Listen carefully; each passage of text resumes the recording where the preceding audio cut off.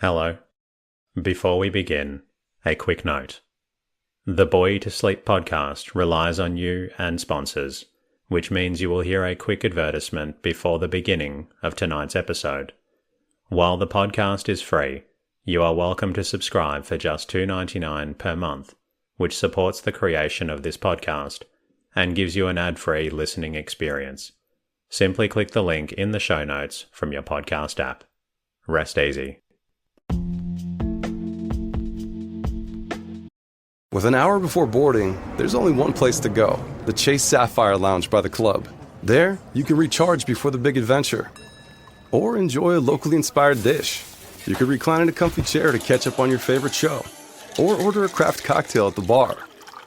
Whatever you're in the mood for, find the detail that moves you with curated touches at the Chase Sapphire Lounge by the club. Chase, make more of what's yours. Learn more at chase.com/Sapphire Reserve. Cards issued by J.P. Morgan Chase Bank, N.A. member FDIC. Subject to credit approval. Hello. Welcome to the Bore You to Sleep podcast. The podcast that will hopefully help you get to sleep. I am going to read an open source book, one that is not particularly interesting, but one that is hopefully boring enough to get you to sleep. Tonight's reading comes from George Bernard Shaw, His Life and Works, written by Archibald Henderson and published in 1911. This book is an autobiography of the one and only George Bernard Shaw. My name is Teddy, and I am to help people everywhere get a good night's rest. Sleep is so important, and my mission is to help you get the rest that you need. The podcast is designed to play in the background while you slowly fall asleep. For those new to the podcast, it started from my own struggles with sleep. I wanted to create a resource for others facing similar challenges, and I'm so grateful for the amazing community that we have built together. The podcast is self-made and self-produced, which is why you'll hear a short ad at the beginning of each episode. These ads, along with support from subscribers and patrons, enable me to keep delivering this podcast for free to those who need it. I want to thank listeners who reached out via the website during the week. Your lovely messages and feedback are extremely appreciated. My goal is to keep this podcast free and accessible for everyone. That is why you hear the quick ad at the beginning of each episode. It helps generate financial support for the creation of the podcast. Support from listeners via Patreon and Spotify also plays a crucial role. If you find the podcast beneficial and would like to support it, there are a few ways you can contribute. Follow the podcast in your podcast app and leave a comment. Become a subscriber for $2.99 per month. This also removes the Spotify ads and supports episode creation. If subscribing is not possible, an easy way to help is simply by leaving a review and rating in your podcast app. Even one sentence really helps out. It's always great to hear from listeners, and if you would like to reach out, you can do so by visiting the boytosleep.com website. In the meantime, lie back, relax, and enjoy the readings. George Bernard Shaw, His Life and Works, by Archibald Henderson. Author's Introduction. More than 6 years ago, I conceived the idea of writing a book about Bernard Shaw. The magnitude of the undertaking and the elusiveness of the subject, had I realized them then in their full significance, might well have made me pause. My earliest interest in his work, aroused by his thoughtful laughter and piqued by his elfish impudence, convinced me that this remarkable talent was like no other I had known. In characteristic style, Mr. Shaw once gave the following fantastic account of the evolution of the present work. A young American professor, Shaw explained, wished to write a book about him. Originally, he thought of beginning his task by writing an article for a daily newspaper, but so rapidly did the material grow that he soon saw the necessity of expanding the newspaper article into a long essay for a monthly review. When the essay was completed, in view of the massive material in his hands, it appeared totally inadequate to express what he really wished to say about Bernard Shaw. It then occurred to him to write a short book entitled GBS, Alas. This plan had also to be relinquished, for it was now manifest that in no such small compass was it possible to do justice to his subject. At last he hit upon the brilliant scheme of his final adoption. He would write a history of modern thought in 20 volumes. After considering the forerunners of his hero in the first 19 volumes, he would devote the 20th solely to the treatment of George Bernard Shaw.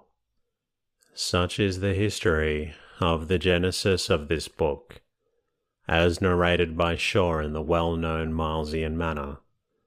His whimsicalities find gay expression in the invention of such fantastic stories, which delight his auditors and exasperate only the persons concerning whom the invention is concocted. For example, Mr. Shaw once laughingly declared that Henderson began by hailing me as an infant prodigy, and ended by pronouncing me as a genius. He delights in retailing the story of my chivalrously to his rescue under the impression that he was an unknown and struggling dramatist who sorely needed a greatly deserved enthusiastic championship. The real history of this biography, if not so interesting or amusing, at least possesses the merit of greater accuracy. I was first drawn to Shaw, not because he was a socialist, a publicist, an economist. I was concerned with neither his fame nor his obscurity. I had seen his plays produced in America, had followed the ups and downs of his career as a dramatist, and was marking the rise of his star successively in Austria and Germany. The Shaw who caught and held my interest was the dramatist of a new type. I planned writing a brief study of Bernard Shaw and his plays less comprehensive in scope, even than the subsequent studies of Holbrook Jackson, Gilbert Chesterton, and Julius Babb. Mr. Shaw furnished me with a brief outline of his career, and I set to work. After studying his works for some months, I sent a series of queries to Mr. Shaw.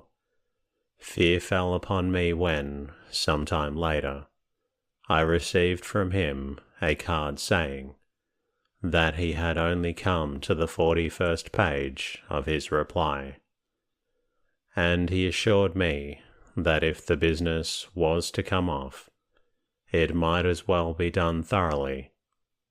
Fear was turned to consternation when the big budget finally arrived. I knew that you had thought you were dealing simply with a new dramatist, wrote Mr. Shaw, whereas to myself all the fuss about Canada was only a remote ripple from the splashes I made in the days of my warfare long ago. I do not think what you propose is important as my biography, but a thorough biography of any man who is up to the chin in the life of his time, as I have been, is worth writing as a historical document. And therefore, if you still care to face it, I am willing to give you what help I can. Indeed, you can force my hand to some extent, for any story that you start will pursue me to all eternity. And if there is to be a biography, it is worth my while to make it as accurate as possible. In this way, my original plan was developed and expanded. Mr. Shaw's abundant sympathy and encouragement, the overflowing measure of material afforded me, the insight into a life and a period of tremendous significance and vitality. All these combined to offer an opportunity not to be neglected. My interest in the subject deepened with my knowledge. It became my aim to write not a Rougon-Marcourt history of modern thought in 20 volumes, but an account of the movements of a most interesting period, the last quarter of the 19th and the opening decade of the 20th centuries. As the work progressed, Shaw warned me and the reporters that in attempting his biography I had undertaken a terrific task, an opinion endorsed by others. I remember one day being introduced to Mr. Bram Stoker as Bernard Shaw's biographer, whereupon he remarked with a genuine feeling in his tone, "I can only say that you have my profoundest sympathy." Sooner after I had fairly embarked upon the undertaking, in fact, Shaw pointed out to me its magnitude. "I want you to do something that will be useful to yourself and the world," he wrote in February 1905, "and that is to make me a mere peg on which to hang a study of the last quarter of the 19th century, especially as to the collectivist movement in politics, ethics, and sociology, the Ibsen-Nietzschean movement in morals, the reaction against the materialism of Marx and Darwin, the Wagnerian movement in music, and the anti-romantic movement, including what people call realism, materialism, and impressionism, in literature and art."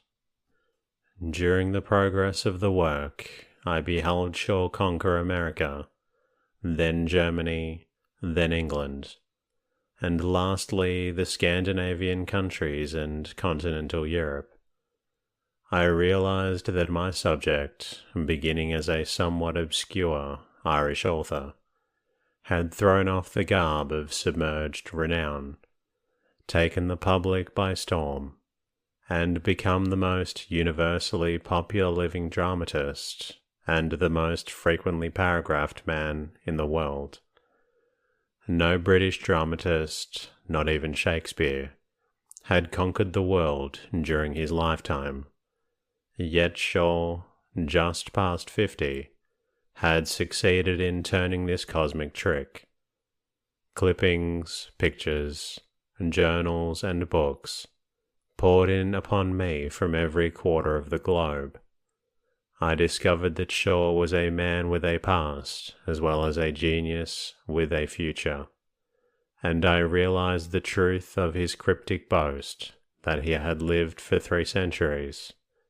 Now and then, to relieve the burden of my thoughts, I would write an essay for some German, French, or American review, but I only met with base ingratitude from the subject of the essay.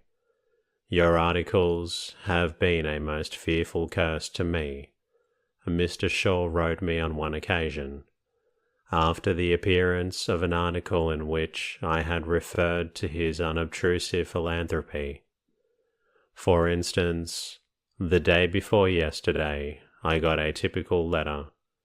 The writer has 9 children, has lost his wife suddenly, and was on the point of shooting himself in desperation for want of £15 to get him out of his difficulties, when he happened to come on a copy of your article.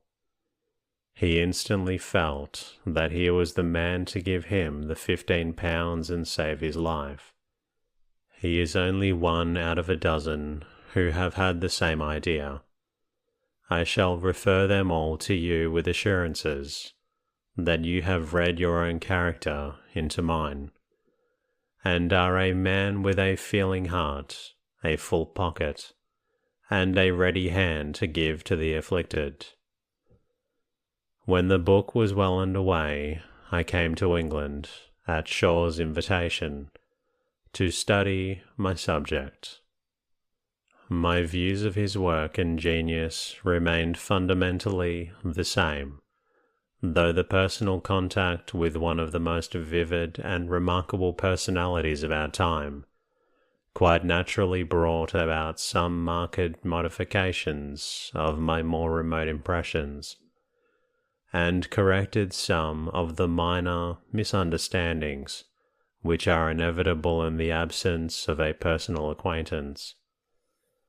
Many passages in his works, many phases of his personality, hitherto obscure and incomprehensible, became clear to me. I learned the meaning of his plays, the purport of his philosophy, and the objects of his life, not from my viewpoint alone, but from his own. In the quiet of a yacht, we read and discussed together the portion of the biography then written. With frequent criticism and comment, Mr. Shaw helped me to a new and larger comprehension of his life and work. On my return to America, I once more approached my task, this time with the illumination of personality, and with the deeper knowledge of his own interpretation of his life and works, even though Mr. Shaw's views might not, and often did not, entirely tally with my own. The biography was now written finally, from the first chapter to the last. One who has pursued the errant course of a will-o'-the-wisp may understand somewhat of my effort to follow the devious route of GBS. With interest, though I confess at times with dwindling patience, I have followed the lure of that occasionally somewhat impishly unkindly light, o'er moor and fennoa, crag and torrent, till after the fashion of this kind he abandoned me, wayfaring on the brink of the abyss to save my neck as best I might, which things are parable. Characteristically, and it must be admitted, in a sense justly, he remarks that a biography of a living man cannot be finished till he is dead, or words to that effect. But the chances there are against the biographer as well as the biographed, and I have no fancy, I confess, that the book should be, as he one maliciously prophesied, a posthumous work for both of us, nor that he should be justified in his presentment, that he should both die the moment we finished it. While nothing but death can fitly end a man's life, being no Boswell and having my own life to attend to as well as his, I have brought these 20 volumes to a close. A man who has already, by his own account, lived 3 centuries, is as likely to live 3 more, but it is less probable that I shall see the end of them. So I take time by the forelock and write finis to a contribution, which can only hope to cover the first 3 centuries. Who is to tackle Mr. Bernard Shaw? Mr. Augustine Birrell once asked, and assigned to him his proper place in the providential order of the world. This work is in no sense an effort to assign to Bernard Shaw his proper place in the providential order of the world. Such a task it is impossible to accomplish, so long as Shaw lives to belie it.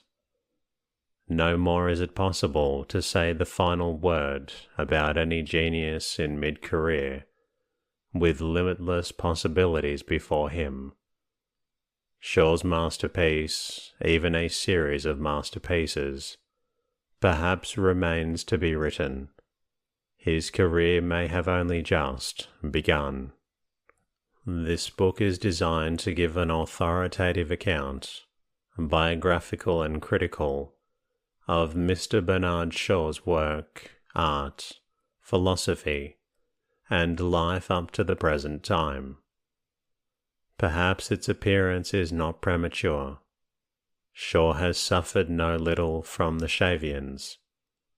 He has served more than once as an excuse for propaganda and counter-propaganda, but save for one or two glaring exceptions, the fatuities of the cult and the image of the shrine and burning candles have in large measure vanished. It is hoped to return no more. The time seems ripe for conscientious and thoughtful consideration of the man and his work in relation to the thought movement of our time, irrespective of political bias and personal prejudice.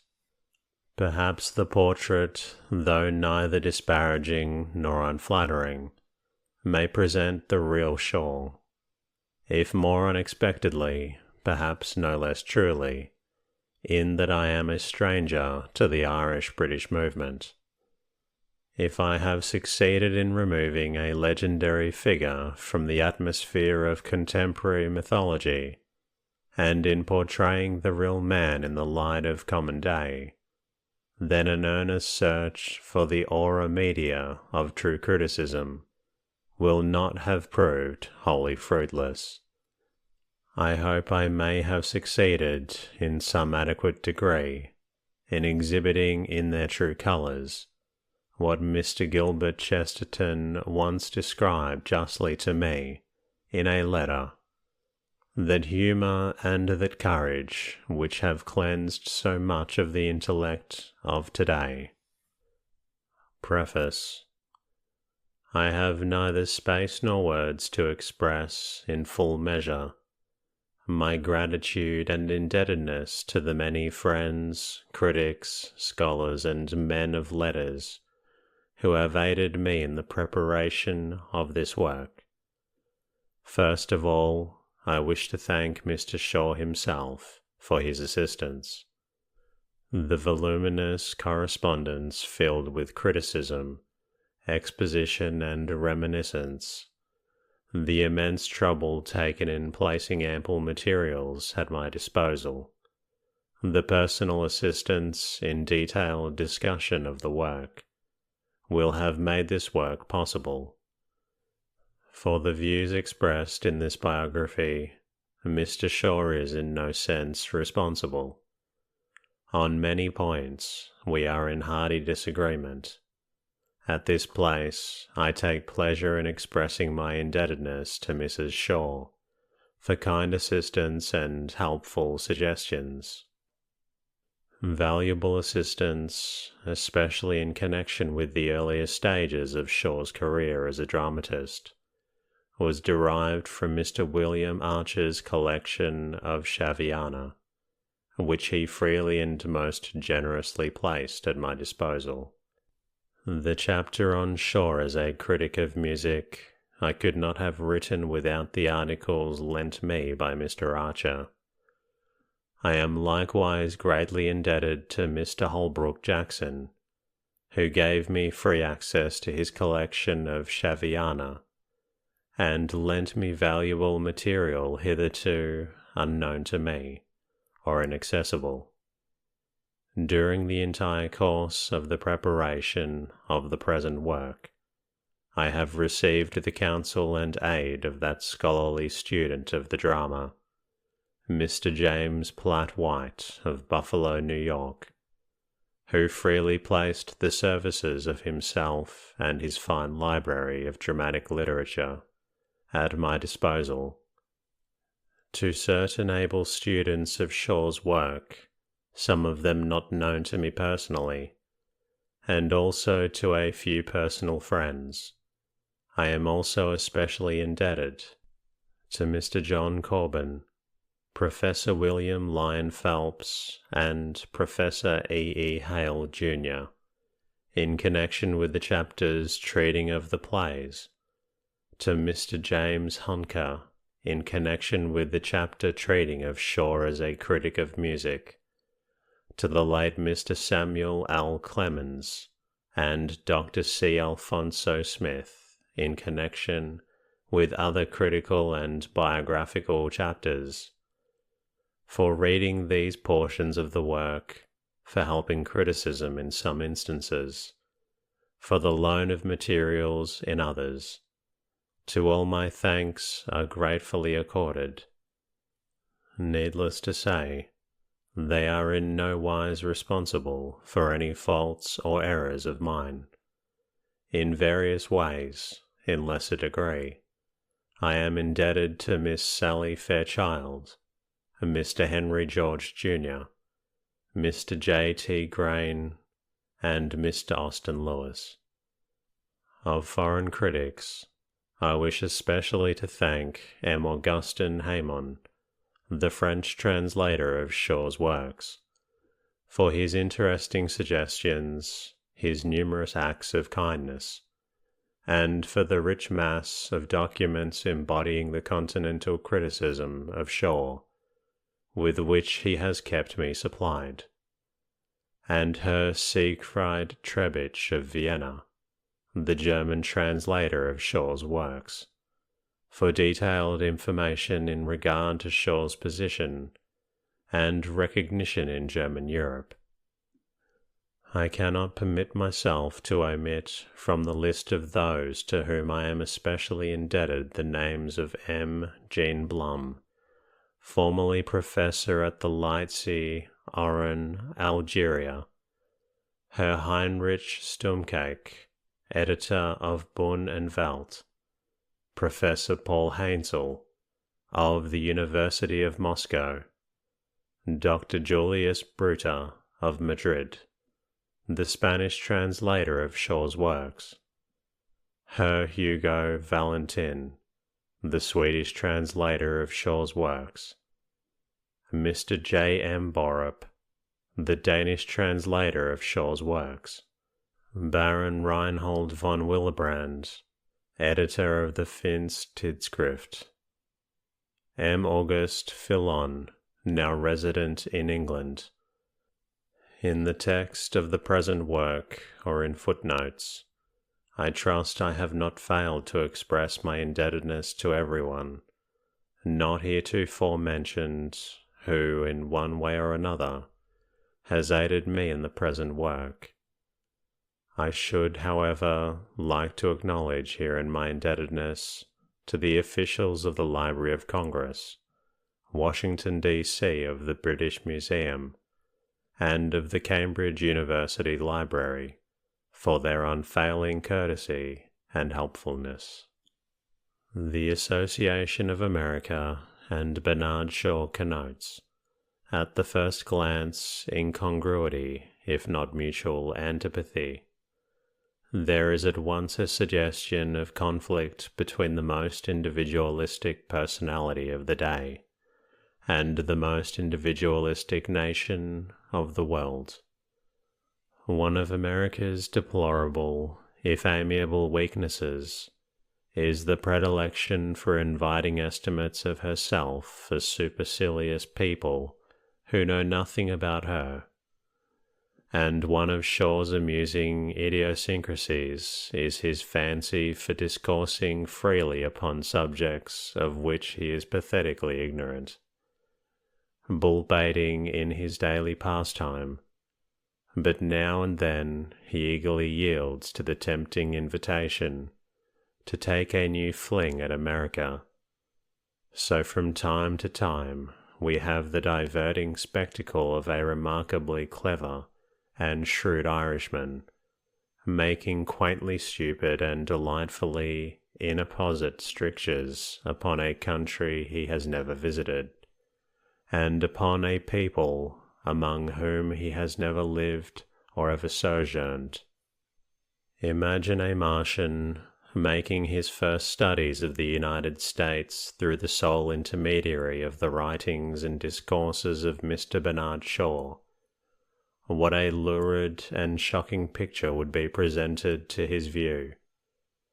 The United States, thus portrayed, is a nation of villages, suburban in instinct and parochial in moral judgments, overridden with old-fashioned creeds and capitalistic religion. The Americans are an appalling, horrible, narrow lot, and America is a land of unthinking, bigoted persecution. The American woman is attractive, beautiful, and well-dressed, but has no soul. The American man is a machine of voluble activity, without progressive impetus, whose single aim is the acquisition of wealth. America is a semi-barbaric country, incessantly shocking the world with its crass exposures of political corruption and industrial brigandage, murders, manslaughters and lynchings, sweatshops, child labor, and white slavery. It is 50 years behind England and 100 years behind Europe in art, literature, science, religion, and government. In a word, in civilization. This lurid chromo, painted in crude and primary colours, is clearly the Shavian reflection of English press opinion of America and Americans, if it is not one of Mr. Shaw's most successful comic fictions. In whatever proportion jest and earnest may be coming-led in such a comic fiction, certainly it is disappointing to find a man who has often proven himself an exceedingly clear-sighted observer and astute thinker with respect to subjects upon which he is fully informed, betray so pathetic an ignorance of the realities of American life. Mr. Shaw has been content to acquire his notions concerning America at second hand, and often at third and fourth, a method of acquiring information which is to be recommended for ease rather than for accuracy. The English newspaper is, actually, a standing menace to perfectly equable relations between England and America. There is a yellowness of sensationalism, and there is a yellowness of deliberate misrepresentation. There is a deeper, more subtle inaccuracy than that which inheres in the distortion of facts. It is the inaccuracy which inheres in the suppression of facts. The picture of America daily, presented to English eyes through the medium of the English press, is a caricature, a broad, crude caricature. It is so flagrant as to lead to the lurid chromo of America achieved by Mr. Shaw.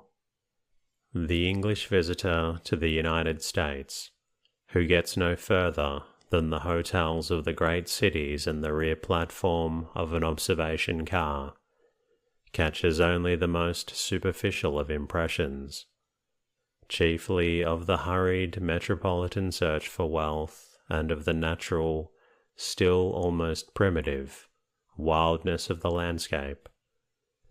England means censoriousness, and English curiosity and inquisitiveness are more than often misguided, searching into and accentuating those phases of American life and character which are most open to adverse criticism and overlooking or ignoring those indicative features and attributes which are most suggestive in their utility and value. In reality, England and America have much to learn from each other that will be mutually helpful and beneficial.